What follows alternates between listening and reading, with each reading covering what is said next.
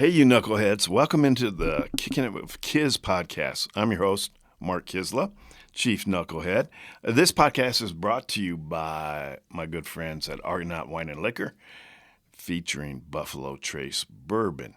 Today, I like to look forward in this pod, but today I got to look back a little bit first because the news of this week shook the football world.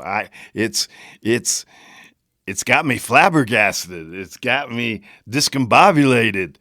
I think we kind of saw Bill Belichick leaving the Patriots, but Nick Saban called it a day too with Alabama.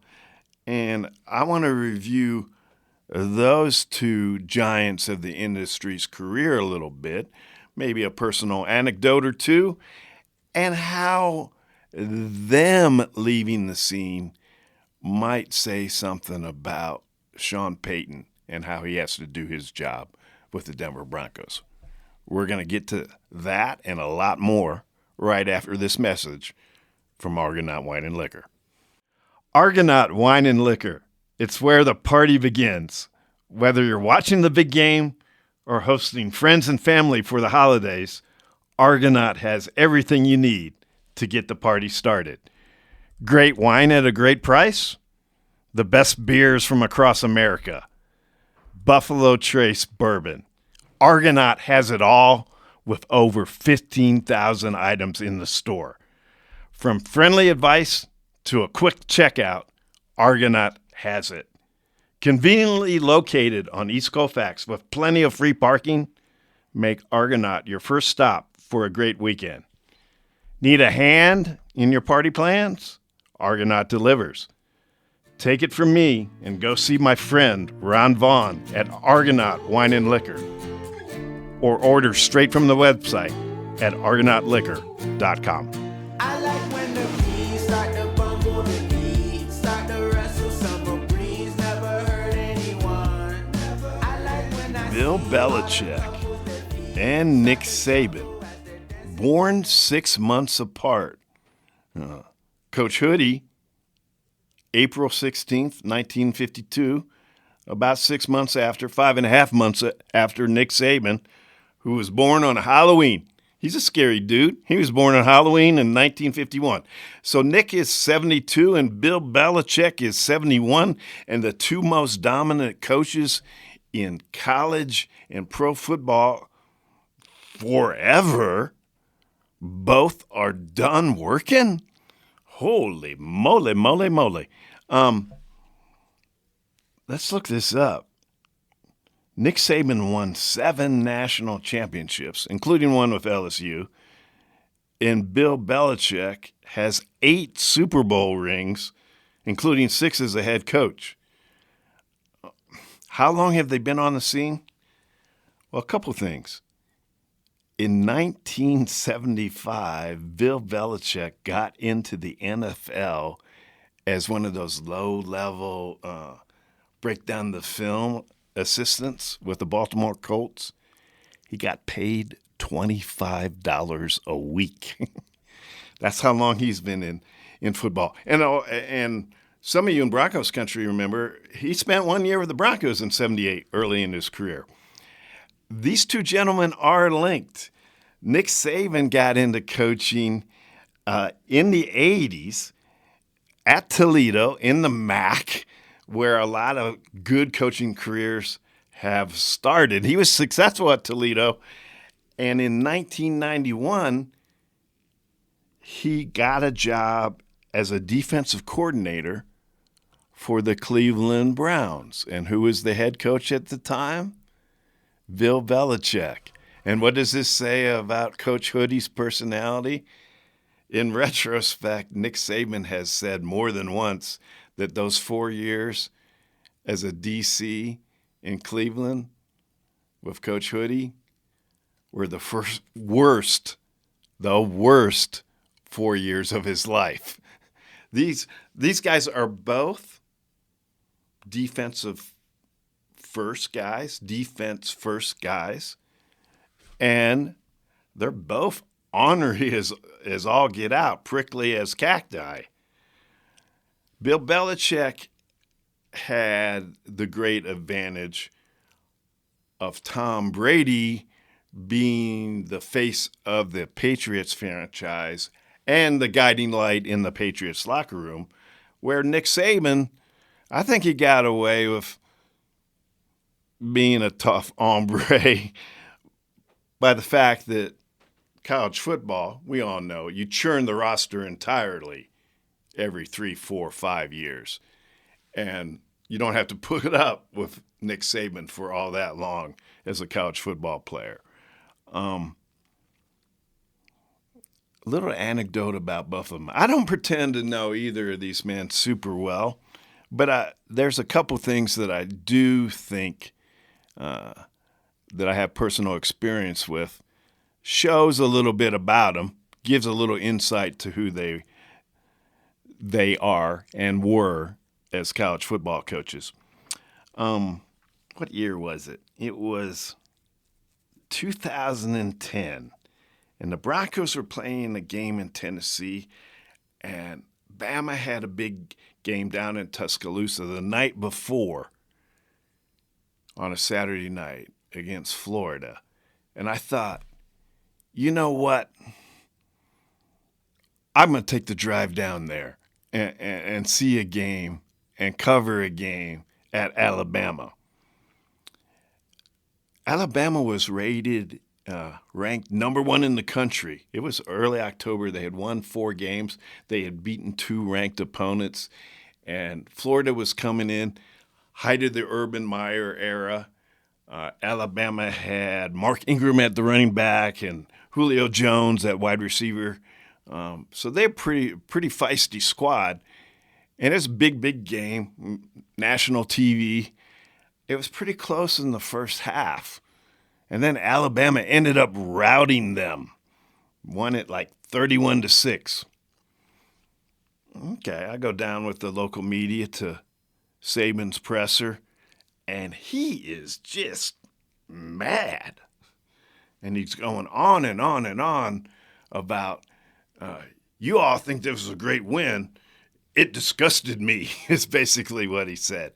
And the microphone gets passed around, and this knucklehead from Denver gets the mic, and I go, Coach Saban, Mark Kiszla, Denver Puffs, I just don't get it. You beat one of the top 10 teams in the country, an arch rival in the SEC, and you not only beat them, you whipped them. Why are you so crabby about it? And the whole room went, ooh, don't talk to Coach Saban that way.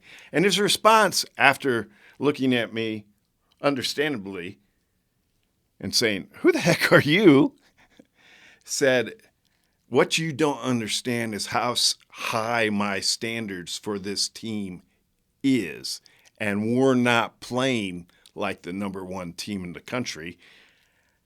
And because of that, I'm going to let you all know that in the media, and I'm sure as heck going to let my players and my coaches know that. And I thought, man, this guy is still pretty crabby. He might have a point, but he's still pretty grizzly old bear about it. But you know what? He was right, because Alabama, after that game, was 5-0. Number 1 had beaten 3 ranked teams. The next week, they went to South Carolina and lost by 2 touchdowns. So maybe Coach Saban had and always had a pretty good handle on what his football team was. Bill Belichick, Mr. I'm on to Cincinnati, Mr. I don't give the media anything about nothing. The one thing that strikes me about Bill Belichick, it was Peyton Manning's last season in Denver. And y'all remember that. Peyton Manning was physically done, and he got benched. But late in the season, that last regular season game, he came off the bench. They beat the Chargers. The next week, they went to the playoffs. It was uncertain whether he would start that game early in the week. But he did. They beat the Steelers. Coming down the elevator at the stadium over there in Denver, I rode the elevator down to the locker room with Peyton's daddy, Archie. And we had a nice little conversation. And we were the only two in the elevator. And he looked at me and said, hey, you're that guy that asked Peyton this week if it was his last rodeo, if these playoffs were going to be it for him. I go, yeah, I am that guy. And he says, well, Peyton and I were just talking about it this morning, and we might use that phrase, the last rodeo. And I was like, sounds to me like Peyton Manning is pretty serious about retiring after this playoff run. Well, the very next week, the Broncos play Bill Belichick, Tom Brady, and the Patriots here in Denver. If I remember correctly, they edged them. They beat them 20-18, and they're going off to the Super Bowl. So Peyton, being the gentleman that he is, walks out across the field, says hello to Tom Brady, and he has a moment with Bill Belichick. And out of respect for Coach Hoodie, Peyton leans in, and an intrepid cameraman or two leaned in with them. And he tells Bill, it's been a real pleasure competing against you. And you know what, Bill? I think this is my last rodeo. And I went, aha! He is going to be done after the Super Bowl. But more important to me about that exchange was in what high esteem Peyton Manning held Bill Belichick. That before he announced it to the world, he basically wanted to tell Bill, I'm done here. All right, two old school guys, Nick Saban, Bill Belichick. Done it their way. Didn't care if you liked them or not when you worked for them. But they both left the scene. Who's your coach of the Broncos now? Sean Payton, disciple of Grizzly, Henry, Bill Parcells. Long ago left the scene. Mr. Parcells did. Sean Payton turned 60 last week of the season, last week of this regular season. You could tell from the start he could barely stand Russell Wilson trying to implement the plays, the brilliant plays that Sean Payton sent in from the sideline. Does the way Sean Payton, the old school way Sean Payton, the way that Nick Saban coached, the way that Bill Belichick coached, the way that Sean Payton wants to coach, can that work anymore? Well, Payton was asked by another member of the media toward the end of the season, after benching Russell Wilson, how he responded to the criticism. And he said, gave the little hint of what's coming in 2024, I think. He said, despite my better instincts, there is one reason why I would kind of like to be on Hard Knocks with this team, the all-access TV show, because I'd like the fans, the media, everybody to see how this old school approach actually works. And then he bragged that he was funny and creative, and he was open, and he adapted to the way things changed in the game. And I thought, all right, I'd like to see that on Hard Knocks and see how funny Sean Payton really is behind closed doors. We're heading into the 2024 season, and we're going to find out how well Sean Payton can really make adjustments in the way he coaches a football team. Because he's apparently, Drew Brees is not walking through that door. And Drew Brees, a Hall of Famer, in conjunction with Sean Payton, made the Saints a playoff contender more years than not, or a championship contender in many of those playoff seasons. Now Sean Payton's going to have to do one or two things. He's going to have to try to get by with a journeyman veteran quarterback, which he's never done for any extended period of time. You take your pick. You want it to be Drew Lock, you want it to be Gardner Minshew, you want it to be Jarrett Stidham. That would be a big change for Sean Payton. Or something else he's never done. Try to develop a young rookie quarterback, be that Bo Nix or Michael Penix Jr. or J.J. McCarthy. Can this old dog from the old school truly adapt and make it work in 2024? I'll tell you what, we're fixing to find out. Let me tell you about Midwest One Bank for all your business and online banking needs. Midwest One is conveniently located at 19th and Wynkoop, which is right next to Coors Field. But the reason to bank at Midwest One is the personal attention and expertise that you will get from my friends Kevin Conroy and Joe Van Haslen. When it's time to get down to business, let their decades of knowledge in Denver business go to work for you. Don't get one banker's advice, but tap into the entire winning team that Kevin and Joe have put together at Midwest One. Let them help you put your vision and dreams into reality. Midwest One, the bank for all your business needs. Go see Kevin and Joe. They bring a personal approach to commercial banking at Midwest One. Simply better banking. Welcome back into the Kickin' It with Kid podcast, brought to you by Argonaut Wine and Liquor, featuring Buffalo Trace Bourbon. This is your segment that is officially known as Take Your Shot. It's a gambling segment. It's unofficially known as the worst gambling advice in America. Because I don't know what I'm doing. But gambling is everywhere, and so I think last time we gathered, I know what we talked about. We talked all about the national championship game, Michigan and Washington, and I did lay it out. You know, if you believe Michigan's going to win it, bet the under.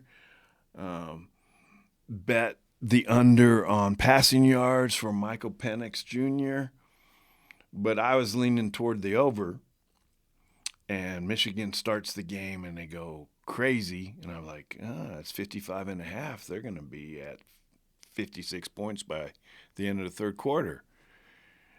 And then the third quarter comes along, and Michael Penix looked like he was in labor to me. I mean, he was like holding his midsection. He was limping around, and, you know, labor's tougher than playing football. We all know that. But Michael Penix was not having a good time, and I was like, no, I ain't getting nowhere near 55.5 points. So that's just proof again. You get your best gambling advice from somebody else and laugh at mine. So, but this time, since the theme of the week has been legendary football coach hangs it up, who's going to replace Nick Saban at Alabama? And if you have an established job, do you really want to replace Nick Saban at Alabama? Sounds to me, you know, the guy that replaces the legend can't live up to the legend because it's nearly impossible. It's better to replace the guy that replaces the legend. So the odds I've seen so far is Dan Lanning in Oregon, the man who loves the CU Buffs, is 3-1 favorite. And Dabo Swinney down in Clemson is second at 4-1. Crazy Lane Kiffin at Ole Miss is 5-1. And initially, our man Deion Sanders up at CU is 6-1. All right. Deion, maybe I could see being the coach that replaces the coach that replaces Nick Saban. You catch me? Did I make any sense? Somebody will go in and replace Nick Saban, and it will last 3 or 4 years. And then if Deion's still loving this coaching thing, then maybe he would go to Alabama at this point. But I can't see Alabama giving Deion a call right now.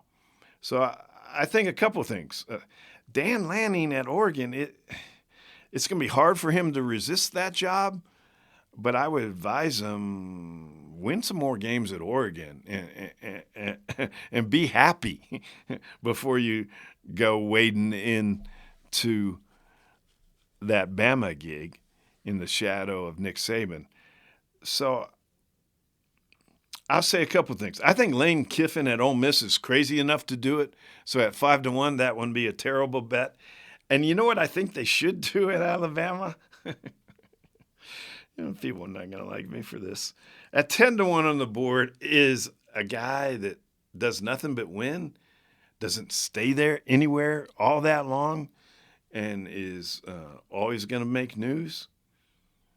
Bring Urban Meyer out of retirement at 10-1. He'd do it for 3 or 4 years, and he'd be in championship contention. And then, the first sign of big trouble, he'd cite burnout and go back to TV.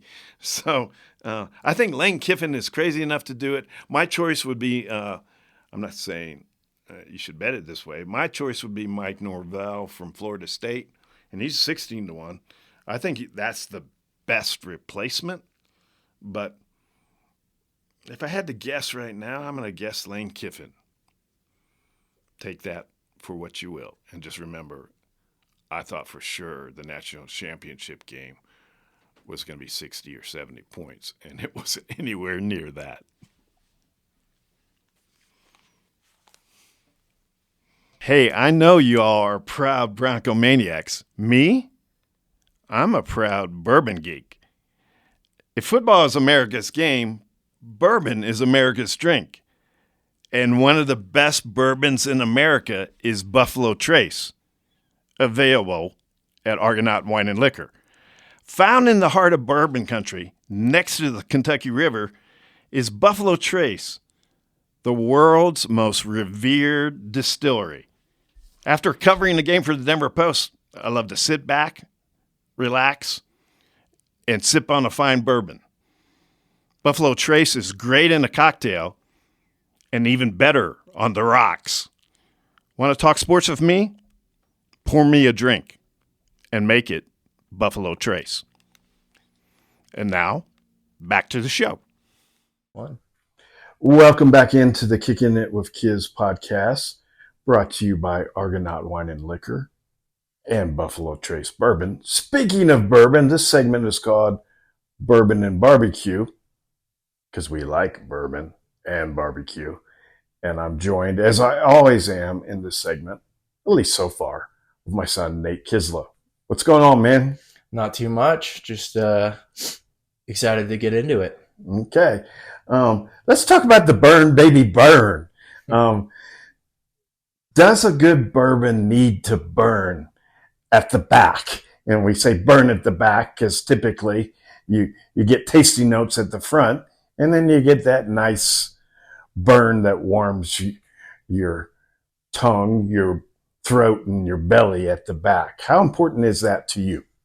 I think, there can be a good whiskey that, burns in any of those places. And there's some that are just nice and smooth, and that's not what you're looking for out of it. So long as it doesn't burn my nostrils when I sniff it and it has that real stringent smell, that's usually not a good sign for me. Yeah.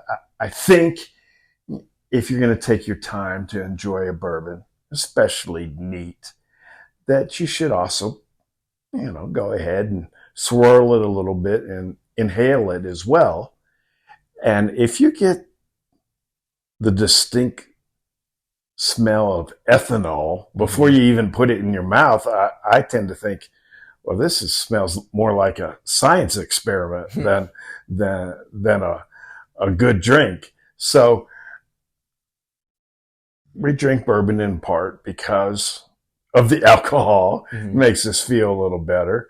But alcohol content and that burn isn't that important to me. How about with you? I think it's when I think of my favorite whiskeys or the most I've enjoyed it, there is some aspect of it. Cause again, it's, everything of how they use it, of there's going to be alcohol in it. So does that alcohol, are you smelling it? Does it smell astringent to you? Or is it making you feel like you got a belly warmer going on too? And that's kind of part of the journey with it for me. So my favorites typically do have a burn, but it's not the most important or absolutely essential for me to love a whiskey.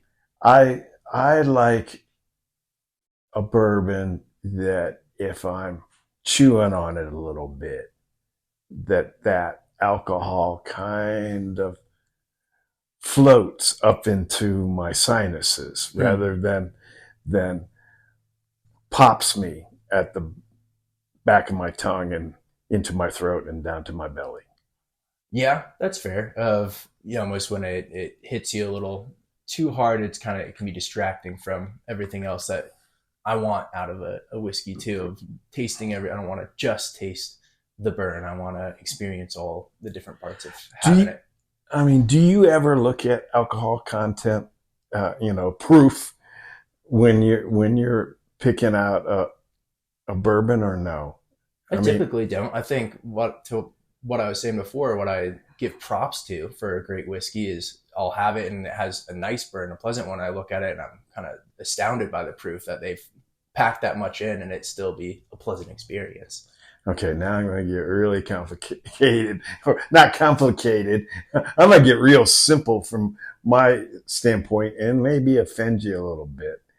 If I'm taking the first few sips of a high proof bourbon and it burns a little bit too much, I'm going to drop a little water in there to cut it a little bit. Is that against your rules? No, I think, again, a couple drops is always fine. Let it open up and kind of, again, get you past it so you can enjoy all the different parts of it and not just be overwhelmed by the burn alone. Is, with whiskeys, some people that enjoy a whiskey like it to be real peaty, and some IPA drinkers like it to be real hoppy.